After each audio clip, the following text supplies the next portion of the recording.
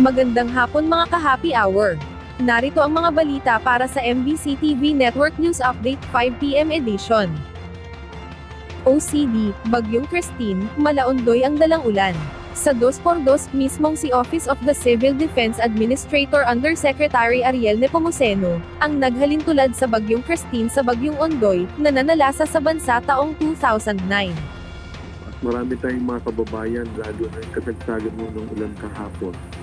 Talaga napakarami sa amin yung tinatawag na distress call. Yung mga kababayan natin, talagang diniploy natin, galing na unang Mindanao, Visayas yung mga rubber boats na kailangan natin. Subalit, pag malakas kasing agos, hindi rin matawid yung ating mga rubber boats eh. Marami talaga tayong diniploy na through the Philippine Coast Guard, pati PNP. Sa MBC TV Weather Update, nasa karagatang sakop ng Southern Ilocos Sur ang Bagyong Christine. Ayon sa Pag-asa as of 5 PM, huling namataan ang bagyo sa karagatan ng Santa Lucia, Ilocos Sur. Taglay nito ang lakas ng hanging aabot sa 95 km/h malapit sa gitna, pagbugso na hanggang 115 km/h, at mabagal na kumikilos pakanluran.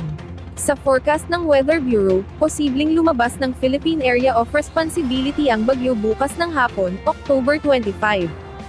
Sa ngayon, nakataas pa ang signal numbers 3, 2 at 1 sa mga sumusunod na lugar dahil sa bagyo. Antabayanan ng weather update tungkol sa Bagyong Christine, mamayang alas 5:30 ng hapon, sa Metro Manila ngayon, afternoon edition.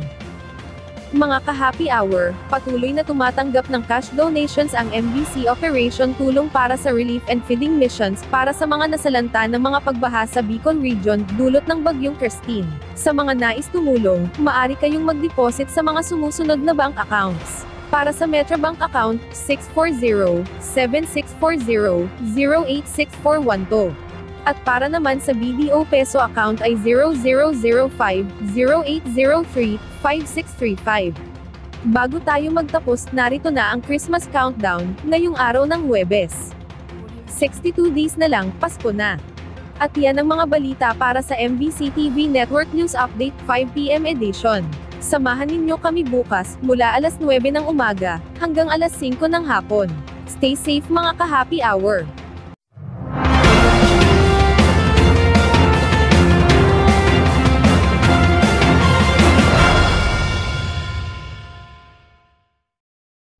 Mga ka-happy hour, kung gusto mong manood ang mga balita sa MBC TV Network News Update, mag-subscribe sa aming YouTube channel, i-like ang aming Facebook page, at i-follow sa aming TikTok account.